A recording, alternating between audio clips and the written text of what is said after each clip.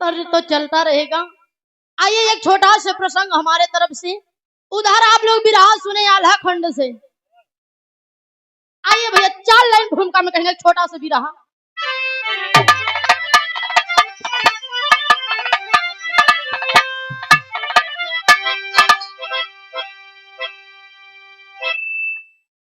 चार लाइन भूमिका में कहना है, गौर करेंगे बाबूजी।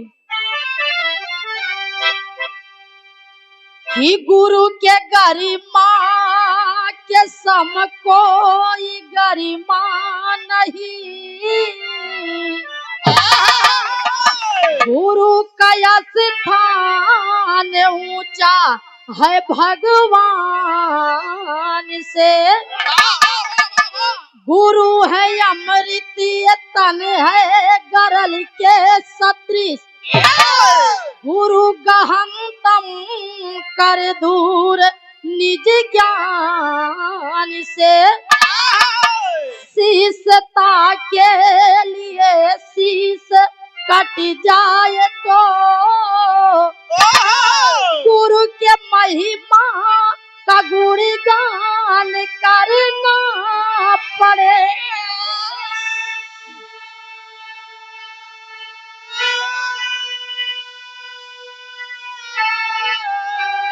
गुरु की आज्ञा सिरोधर हरदम रहे,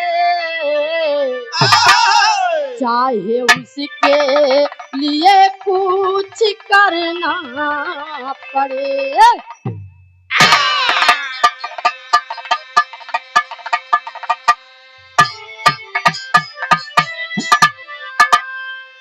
ए भैया गौर करेंगे बाबूजी, कहा जाता है कि गुरु गोविंद दो खड़े काके लाग्यो पाए, बलिहारी गुरु आपने गोविंद दियो बताए। कहा जाता बाबू कि गुरु का दर्जा भगवान से भी ऊंचा होता है। तो गौर करेंगे आप लोग, विराम एक लाइन गजल का टुकड़ा हो मास्टर।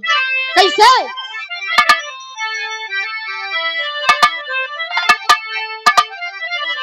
कौनो वासी का बने मासुका के सुघराई का वर्णन करत हो, ओकर प्रशंसा करत बा दिवेंद्र जी, ध्यान देंगे। कहना हो कैसे?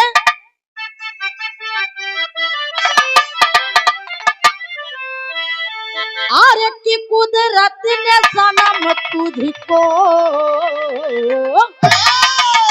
आरे कुदरत ने सनम तुझको क्या शौक अदा दी है।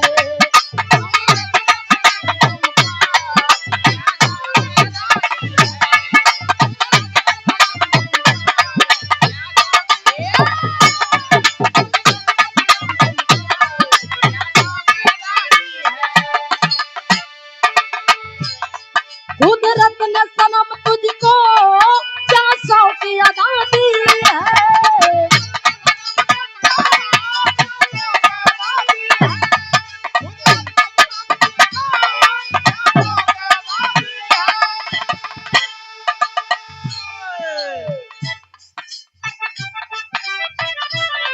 जुल्फों में दिए जादू,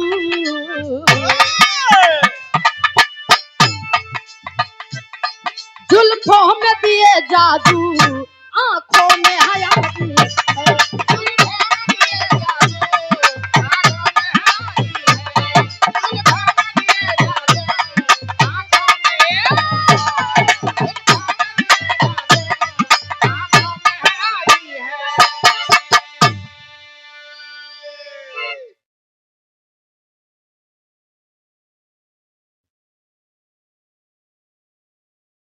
आप परम सब परम सम्मानित श्रीमान बड़े भैया मनीष यादव सेमरिया के धरती से पूर्व छात्र नेता इलाहाबाद विश्वविद्यालय, भावी जिला पंचायत सदस्य प्रत्याशी वार्ड नंबर 35 से आप बड़े भैया जी के तरफ से ये 251 रुपए देकर के भैया जी सम्मान किए।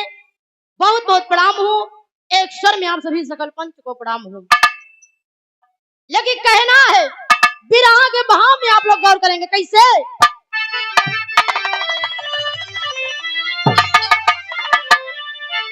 अरे जो प्राण दिया अपना, कि जो प्राण दिया अपना कुल धर्म बचा करके,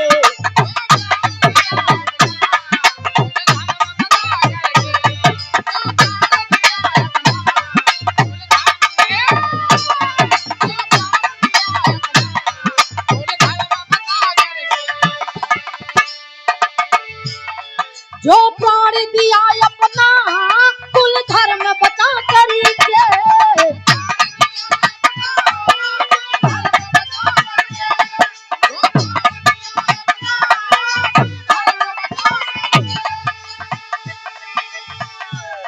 आस्थान दिए भगवान,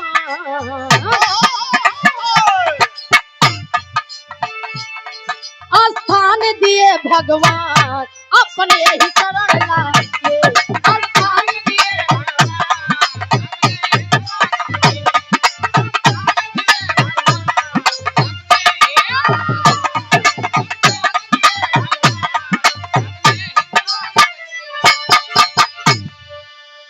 गौर करेंगे बाबूजी, जो प्राण दिया अपना कुल धर्म बचा करके, स्थान दिए भगवान अपने ही शरण लाके।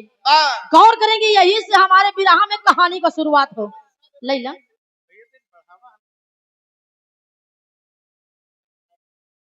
हेलो हेलो आप शिवाकांत सरोज, हेलो आप हेलो चाचा जी ये ढेर सारी माया पुरस्कार दे करके सम्मान किए, बहुत बहुत प्रणाम हो। ए भैया यही से बिरहा में कहानी का शुरुआत हो। गौर करेंगे आप लोग कहना हो कैसे।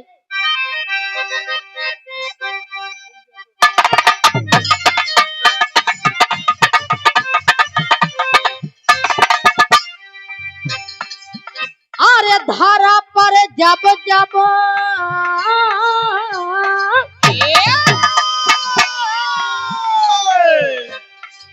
धारा पर जब जब धर्म की हानि होती है,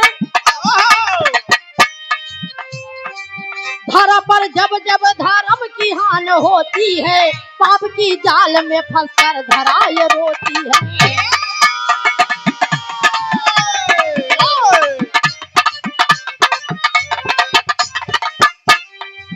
महाभारत के लड़ाई की जब शुरुआत हुई, महाभारत के लड़ाई की जब शुरुआत हुई, द्वारिकाधीश के आगे ये तो बात हुई।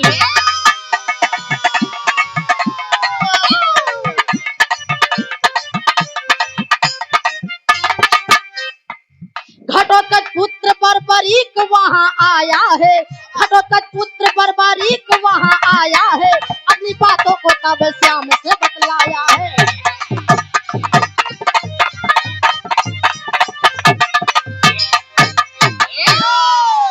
गौर करेंगे बाबूजी, देखें उधर आलाखंड से विराह सुने हम चाहे तलोरी कान से फान दे, लेकिन यहाँ कहा जाता है जहाँ यादों की बस्ती ज्यादा होती है, कहे कि बिरहा कहा जाता है कि अहिरन कहो, लेकिन यहाँ देखे समाज दूसर बा। तो हम एक छोटा सा प्रसंग महाभारत से सुनावत है। बात उस समय की हो जौने समय बाबू महाभारत की लड़ाई की शुरुआत हुई। ओ समय घटोत गदाधारी भीम का नाती घटोत्कच का लइका जेकर नाम बर्बरीक बा, बर्बरीक जाय के अपने दादी माँ हिडम्बनी के पास जाय के कहत बा, ये दादी, अरे दादी माँ, महाभारत के लड़ाई की शुरुआत होने वाली है, मैं भी महाभारत का युद्ध लड़ना चाहता हूँ, मुझे आपका आशीर्वाद चाहिए दादी माँ।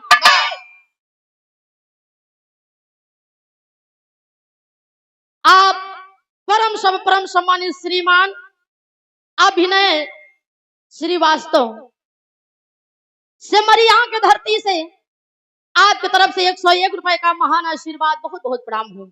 एक स्वर में आप सभी सकल पंच को प्रणाम हो। ए भैया बर्बरीक कहे कि दादी माँ आप मुझे अपना आशीर्वाद दीजिए, मैं भी महाभारत के युद्ध लड़ना चाहता हूँ। वो समय दादी माँ कहीं कि बेटवा, ए बेटवा, ए वाह बेटा। हिडम्बनी कहीं की बेटवा ओहो, अबे तोहार खाई खेले की उम्र हो, हाँ, काहे बिना तू लड़ाई झगड़ा के चक्कर में परेशान है। अबे तोहार खाई खेले की उम्र हो, हाँ, तू ई लड़ाई झगड़ा के चक्कर में ना पड़ा। हाँ, जाए के घरे दूध सुन लगवाई लखा।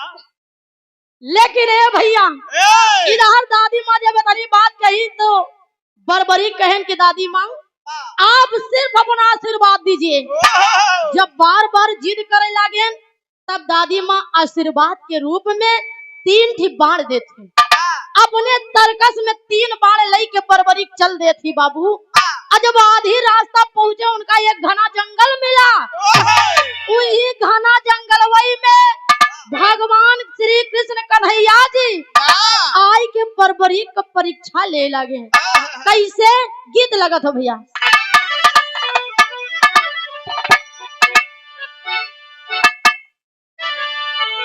ओहो देखा कोनो दुल्हनी का नवा नवा गवना भा, आंटी जी ध्यान देंगी आप, कोनो दुल्हनी का नवा नवा गवना भा कहा जात भैया जब देखवारी हो था तब लोग जब पूछा थी बतावा लड़का कोनो नशा पत्ती तो नहीं कर, तो कहिया कि नहीं इस सब से लड़का बड़ा दूर रहा था। लेकिन जैसे बियाह हो था तो कहा जाता कि भा बियाह मो करबे का आ? ओ समय लड़का अपन चाल चलब शुरू करा था, तब देखा इधर दुल्हन बेचारी का बियाह होइगा, उ तब फंस के ओकर जिंदगी नरक होइगा। दुल्हन जब अपने ससुराल से जब अपने मायके वापस आए ओकर सखी सहेली पूछिन का हो ई बतावा तोहरे कैसे हैं तोहका मानव दाना थी ना। तब वो समय दुल्हन कहा बता लोग पूछा थी कोनो नशा पत्ती तो नहीं करा थी, तब दुल्हनिया बतावा था का कहे यह बात बताए। अरे पियल शराब गांजा ताड़ी, अरे पियल शराब गांजा ताड़ी हमार पिया मिलल जुगाड़ी।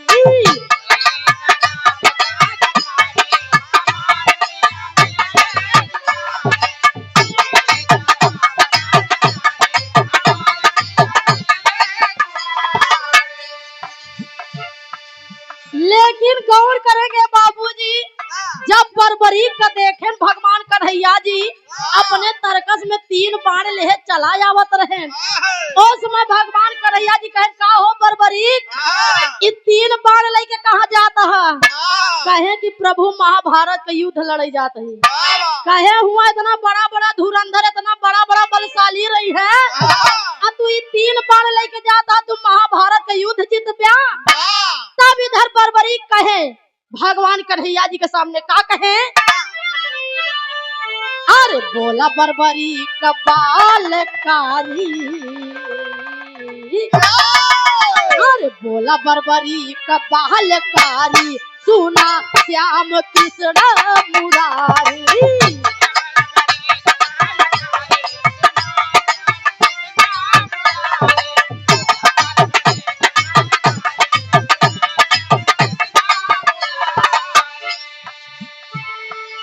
इधर बरबरी कहे कि ये कन्हैया आप हमका हल्के में ना ले, ये हमका पूरा विश्वास बा कि महाभारत का युद्ध हम ही जीता।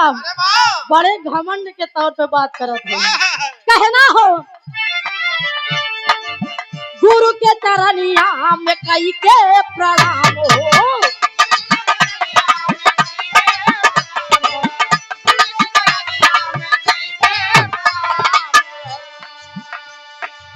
बोला बरबरी के श्याम तो सेवा काम हो।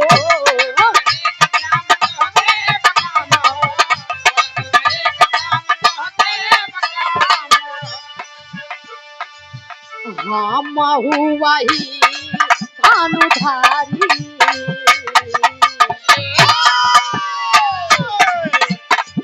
हम वही भानुधारी सुना श्याम कृष्ण मुरारी।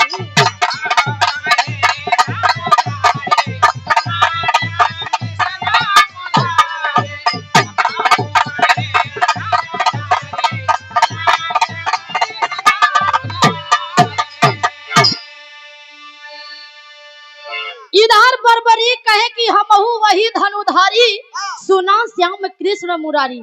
आप हमका हल्के में ना लिया प्रभु, ये हमका पूरा यकीन बा, विश्वास बा कि महाभारत युद्ध हम ही जीत। अरे वाह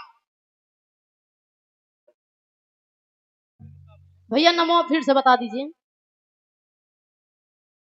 रुपए देकर के आप सम्मान किए, बहुत बहुत प्रणाम हो। ईश्वर में आप सभी जनता जनार्दन को प्रणाम हो। ए भैया, जब बर्बरीक अपन बड़कई करत बखान कर रहे हैं, भगवान कन्हैया जी परीक्षा ले लागे, कहे कि बर्बरीक हमका ऐसे यकीन ना होई, तू बतावा 3 बाण लेके जाता ऐसी का कैले बात हुआ। उस समय बर्बरीक अपने 3 बाण के कमाल बतावा थी। कैसे गीत बदल जाता भैया।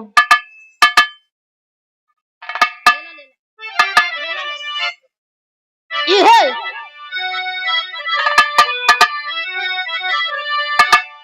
कोनो दुल्हन सब्जी का दुकान लगाए बैठी बा, उ दुल्हन कोनो ग्राहक का इशारा कई के अब बुलाई के कहत बका कहे बड़ा पुरान धुन हो, ऐसे मेला लगा रहा, उ दुल्हन बुलावत हो। अब कहत बका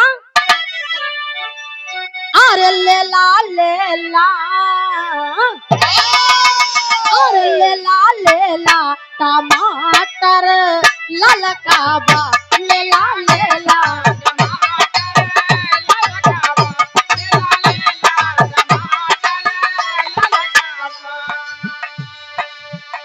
आलू गोल गोल भाटा लमका बा। ए दिवेंद्र जी, कहाँ की बात उठी बा, तनी इधर ध्यान दिया। कहा जाता जब नजर से नजर मिली आ कहना हो, दुल्ही कहा बा आलू गोल गोल भाटा लमका बा, आलू गोल गोल भाटा लमका बा, लेला लेला टमाटर ललका बा, लेला लेला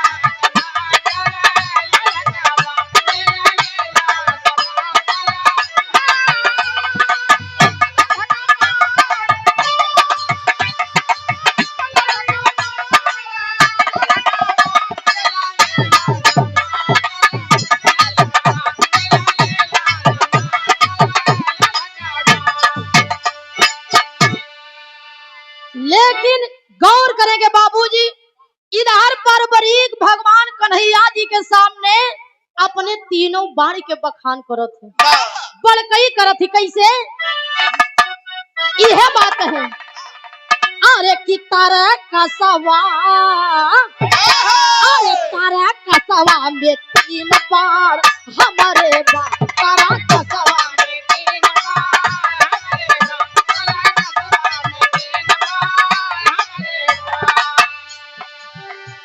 तर कसवा में 3 बार हमारे बा। अरे प्रभु सुना, हम पहिलका बार चलाओ तो का करब, कहे अरे पहला बार मारब पटाखा छटी जाई,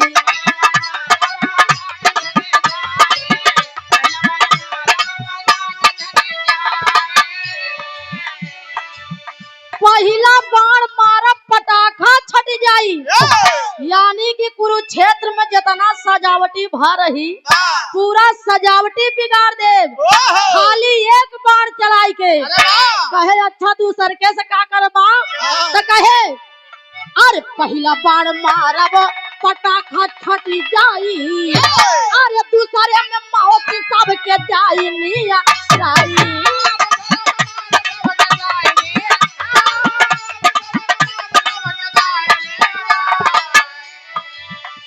दूसरे में मौत सबके जाई नियर आई। यानी जौन हमारे एंटी पार्टी रही, जौन हमारे दुश्मन लोग रही हैं, जब दूसरे का बाण चलाओ तो वो सब एकदम बेहोश हो जाए हैं, धराशायी हो जाएंगे।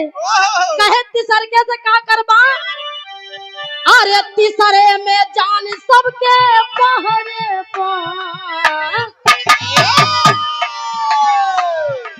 अरे तीसरे में जान सबके पहरे अरे पा तारा कसवा में 3 बार हमारे बार।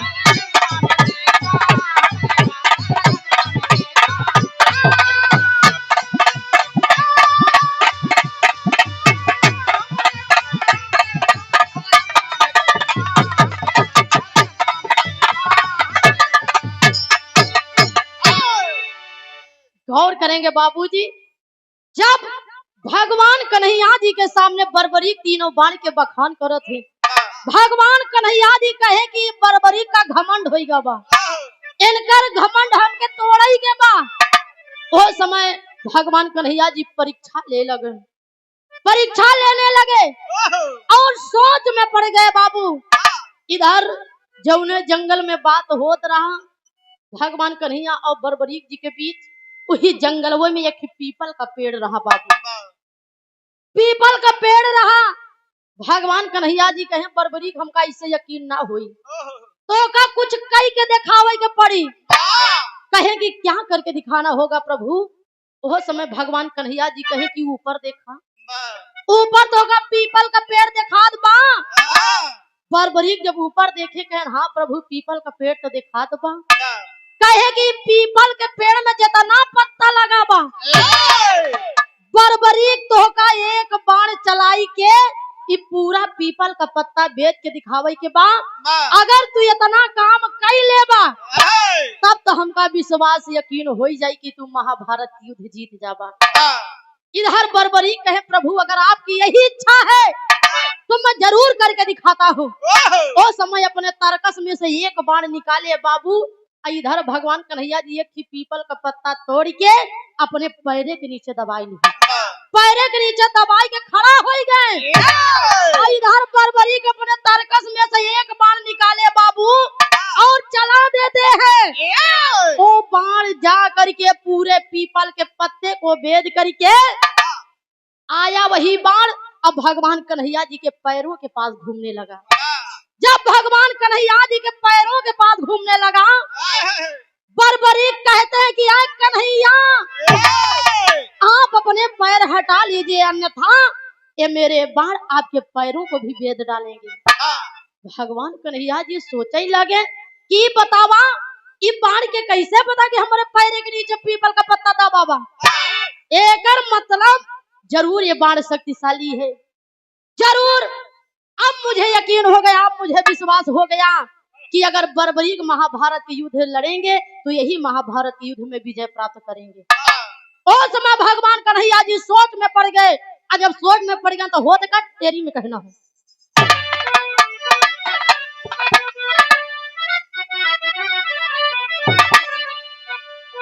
अरे संकट में श्याम सोचे अरे कि संकट में श्याम सोचे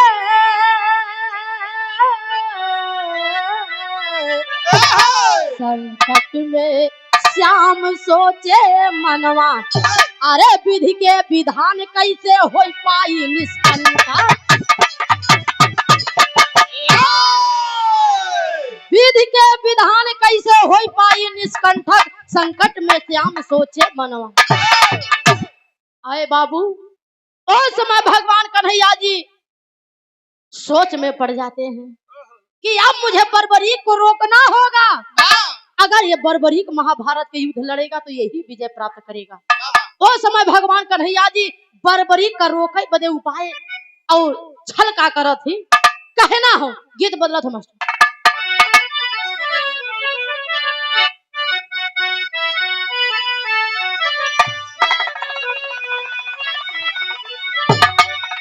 यह गीत के लाइन बा कौनो दुलही कहे अरे खाई के मघाइया के पान अरे खाई के मघाइया के पान ये राजा हमर जान ले बका हो।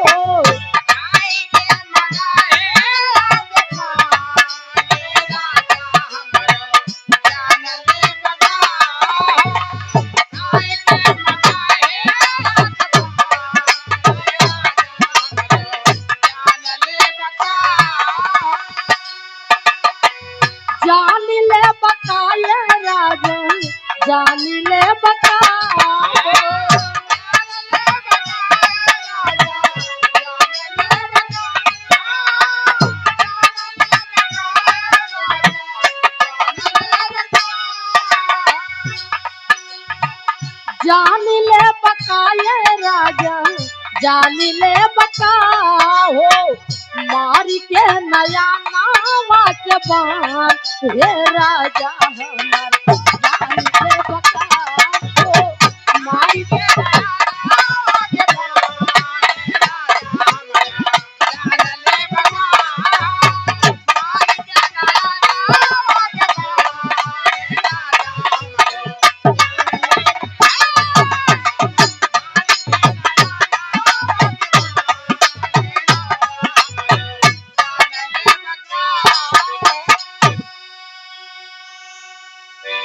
गौर करेंगे बाबूजी।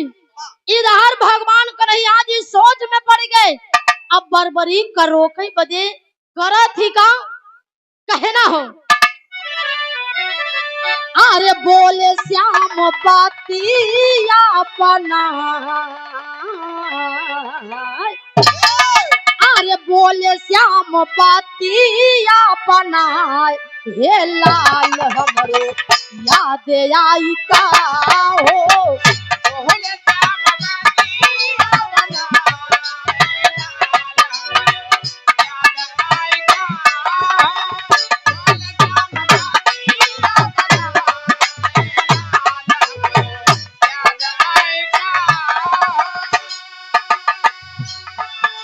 भगवान कन्हैया जी बात को बना करके अब बर्बरी का रोके बदे करत ही का कहा थी। बहुत दिन बाने भइले शीशे हमार हो,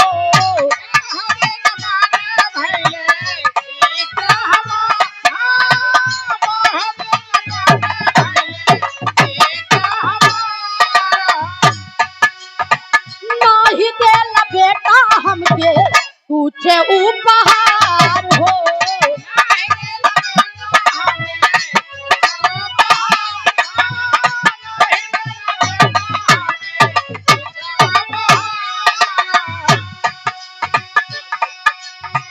आज दे दयाव सर दयालाय, हे लाल हमरो याद आई का हो, आज दे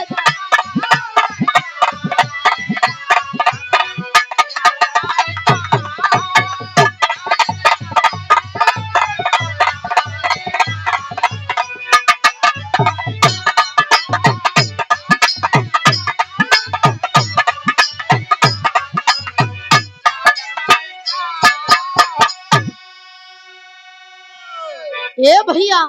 इधर भगवान कन्हैया जी बर्बरी का रोके बदे रिश्ता का रखा थी, गुरु और शिष्य का रिश्ता रखने लगे। कहते हैं कि यार बर्बरी, मैं तुम्हारा गुरु और तुम हमारे शिष्य कब से बने चले आ रहे हो, लेकिन आए बर्बरी आज तक तुमने हमें गुरु दक्षिणा के रूप में कुछ नहीं दिया। बर्बरी तुमने हमें गुरु दक्षिणा के रूप में कुछ नहीं दिया। आप परम सम्मानित श्रीमान आप बाबूजी विनय कुमार तिवारी बाबूजी यहीं के रहने वाले हैं। 101 रुपए देकर के आप सम्मान किए। आप गुरुदेव जी के श्री चरणों में कोटि कोटि प्रणाम हो। आशीर्वाद दें कि बिटिया नीलम राज अपने विराह जगत में नाम रोशन करें। ए भैया, इधर गुरु और शिष्य का रिश्ता रखते हैं और कहे कि बर्बरी तुमने हमें गुरु दक्षिणा में कुछ नहीं दिया। बर्बरी कहे प्रभु अगर आपकी यही इच्छा है तो क्या आप हमसे लेना चाहेंगे, क्या आपको चाहिए गुरु दक्षिणा में। वो समय भगवान कन्हैया जी गुरु दक्षिणा के रूप में मांगत ही का विदेशिया के भाव में।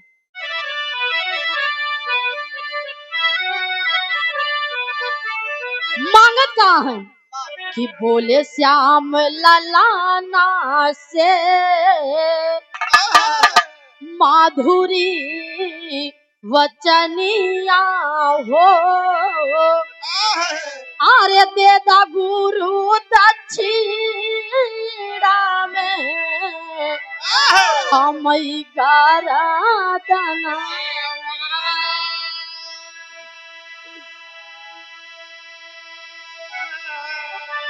श्याम की बात सुनी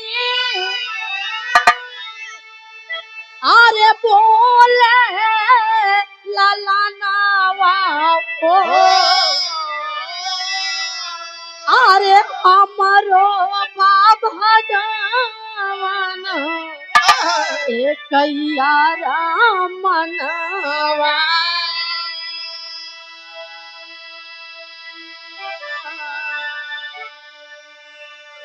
भगवान कन्हैया जी बर्बरीक से गुरु दक्षिणा के रूप में बर्बरीक का कटा हुआ शीश मांगते हैं। कहे कि बर्बरीक अपना शीश काट के मुझे दे दो, यही हमें गुरु दक्षिणा के रूप में चाहिए, क्या तुम दे सकते हो? बर्बरीक कहे कि प्रभु अगर आपकी यही इच्छा बा तो हम जरूर अपन शीश आपके गुरु दक्षिणा के रूप में दे, लेकिन प्रभु हमारो एक बात आप याद रखें, मेरा धड़ अलग सिर अलग रहेगा, लेकिन प्रभु आप हमको वरदान दीजिए कि महाभारत की युद्ध जब तक जितने दिन होगा मैं अपनी आंखों से स्वयं देखना चाहता हूँ। अगर आपकी इच्छा है गुरु दक्षिणा में मेरा शीश लेने का, तो मेरी भी यही इच्छा है, आप हमें वरदान दीजिए कि मैं महाभारत की युद्ध अपनी आंखों से देखूं। भगवान कन्हैया जी कहते हैं ठीक है बर्बरी, लेकिन तुम्हारा धड़ अलग और सिर अलग रहेगा। उस समय अपना चक्र सुदर्शन उठा करके भगवान कन्हैया जी बर्बरी का धड़ अलग और सिर अलग कर दिए बाबू, धड़ वही जंगल में छोड़ दिए, शीश को अपने हाथों में उठाए हैं, ले करके जाते हैं कहाँ? आल्हा के भाव में।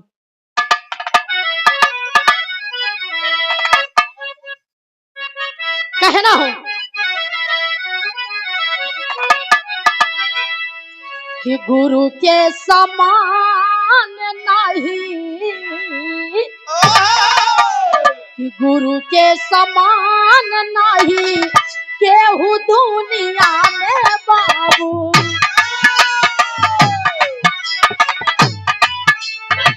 जेकर गुणगान कर सकल जान,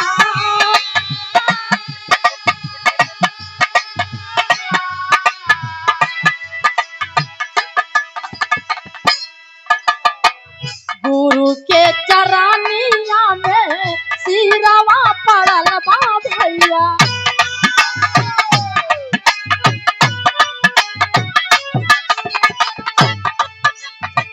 हाथ में उठाई लिहल के सौमा,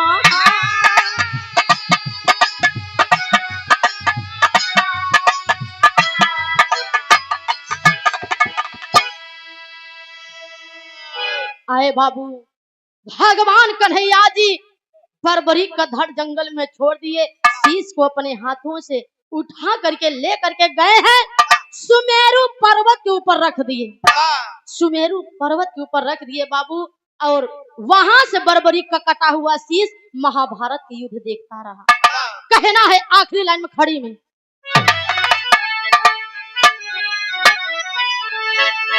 अरे सुमेरु पर्वत पे ले जा करके रख ले सिरावा, अरे सुमेरु पर्वत पे ले जा करके रख ले सिरावा, देखे आँखी से लड़ाई बर्बरी कबीरवा,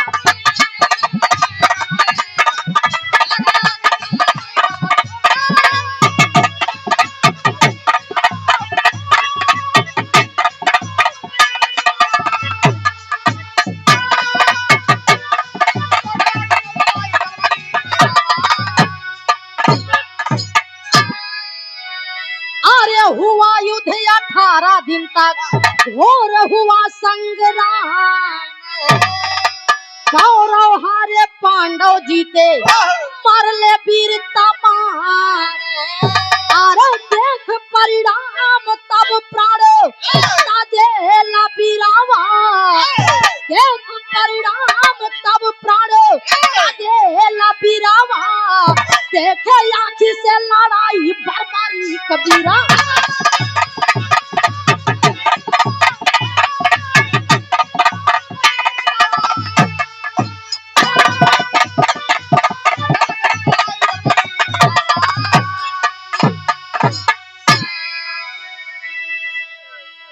आए बाबू कुल 18 दिन तक महाभारत युद्ध हुआ, जिस लड़ाई में 100 कौरवों को मार करके 5 पांडव महाभारत युद्ध में विजय प्राप्त किए। पांचों पांडव जब महाभारत के युद्ध में विजय प्राप्त किए, पांचों पांडव आपस में उलझे हुए हैं। अर्जुन कहता है कि हमारे वजह से महाभारत में विजय प्राप्त भा, नकुल कहता हमरे वजह से, सहदेव कहता हमरे वजह से, यानी कि पांचों भाई आपस में उलझे हैं। लेकिन फैसला नहीं हो पावत बा कि आखिर केकरे वजह से महाभारत में विजय प्राप्त भा। और समझ पांचों भाई आपस में उलझे हैं। भगवान कन्हैया जी के सामने अर्जुन जी, युधिष्ठिर जी, पांचों भाई हाथ जोड़ करके खड़े हो गए। हाथ जोड़ करके खड़े हो गए और कहते हैं कि आए प्रभु, अब आप ही फैसला करिए कि हम पांचों भाइयों में से कौन है सबसे बड़ा वीर, कौन है सबसे बड़ा बलशाली, किसके वजह से महाभारत में विजय प्राप्त हुआ। आप ही फैसला करिए प्रभु। उस समय भगवान कन्हैया जी कहे कि युद्ध के दौरान तो मैं अर्जुन जी का रथ हाँक रहा था, लेकिन आओ चलते हैं उस शख्स के पास जिसने शुरू से अंत तक महाभारत युद्ध देखा है। जाते हैं कहाँ? भगवान कन्हैया जी पांचों पांडव को लिवा करके सुमेरु पर्वत के ऊपर गए हैं। वहां बर्बरीक का कटा हुआ शीश रखा था बाबा। बर्बरीक के कटे हुए शीश से भगवान कन्हैया जी पूछते हैं कि है बर्बरीक, तुमने तो शुरू से अंत तक महाभारत के युद्ध देखा, तुम बताओ कि पांचों पांडवों में से किसके वजह से महाभारत में विजय प्राप्त हुआ। ओ समय बाबू बर्बरीक का कटा हुआ शीश बोला कि आए प्रभु, मैंने तो युद्ध के दौरान यही देखा कि आपका चक्र सुदर्शन था जो कि सभी कौरवों को मार मार के गिरा रहा था। पांचों पांडवों ने कुछ नहीं किया। अहे बाबू, जब इतनी बात बर्बरीक का कटा हुआ शीश सामने लाया, शर्म के मारे पांचों पांडवों का शीश शर्म के मारे नीचे झुक गया। और भगवान कन्हैया जी अति प्रसन्न हुए, खुश हो करके, प्रसन्न हो करके बर्बरीक के कटे हुए शीश को वरदान देते हैं बाबू कि आए बर्बरीक, इस सच्चाई को जो सामने लाए हो, मैं वरदान देता हूँ कि कलयुग में तुम्हारी भी पूजा होगी। आए बर्बरीक, तुम्हारे कटे हुए शीश की पूजा होगी। भगवान कन्हैया जी वरदान दिए, आज कलयुग में बाबू बर्बरीक के कटे हुए शीश की पूजा होती है। लोग खाटू श्याम जी के नाम से जानते हैं। राजस्थान के सीकर जिले में खाटू श्याम जी की पूजा होती है। तमाम भक्त भीड़ लगाए रहते हैं। कहा जाता है कि हारे का सहारा खाटू श्याम बाबा। अहुआ एक हकीकत, एक सच्चाई है बाबू कि कोई भी भक्त हो, अपने सच्चे मन से कोई भी मन्नत को अगर मांगता है, सिर्फ एक मन्नत, ये नहीं कि 1000 मन्नत भैया, अगर एक मन्नत आप मांगेंगे तो खाटू श्याम बाबा उस मन्नत को जरूर पूर्ण करते हैं।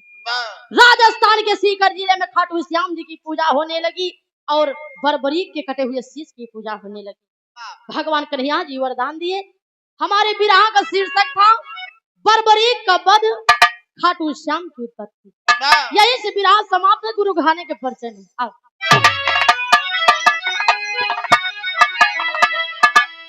गुरु भोला, गुरु बाबा दीन, गुरु दया राम, गुरु का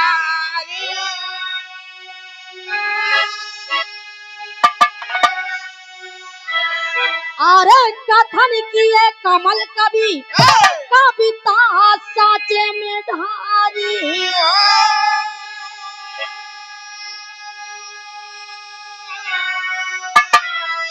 इस संकट में श्याम सोचे मनवा, गाँव नीलम राज धई सारद के चरणवा हो। संकट में श्याम सोचे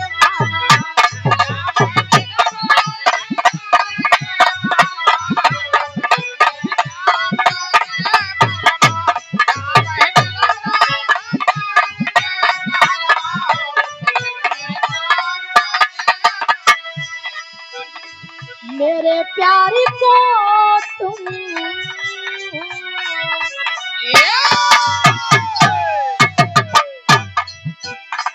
मेरे प्यारी को तुम भुला तो न दोगे।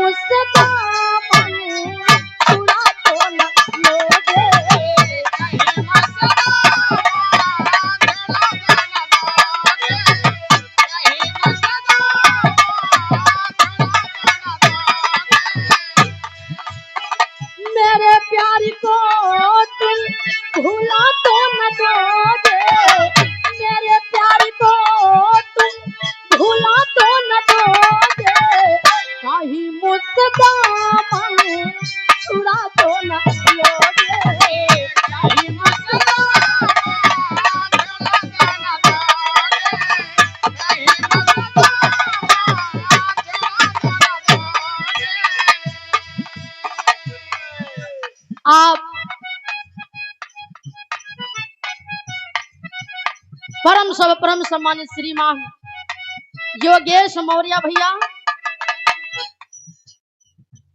आप टीटू भैया उर्फ टीटू भैया, भाभी जिला पंचायत सदस्य प्रत्याशी वार्ड नंबर 35 से आप जिला पंचायत सदस्य के आप प्रत्याशी हैं बड़े भैया जी योगेश मौर्य उर्फ टीटू भैया। ये 501 रुपए दे करके सम्मान की एक बार जोरदार ताली बजा करके आप लोग सम्मान कर दीजिए भैया जी का। क्या बात है। दिल ले गया दिल ले गया परदेसी कोई रोक ना था, दिल ले गया परदेसी कोई रोक ना था, क्या होगा होगा होगा मेरा सोचना था, क्या होगा होगा होगा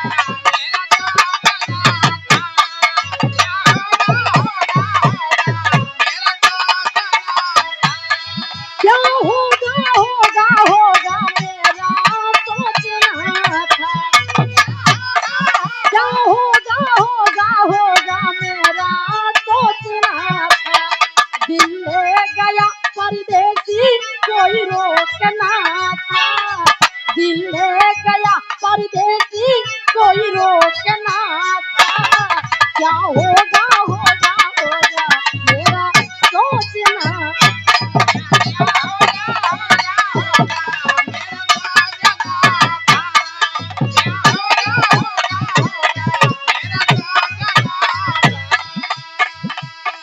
क्या होगा होगा होगा मेरा सोचना था।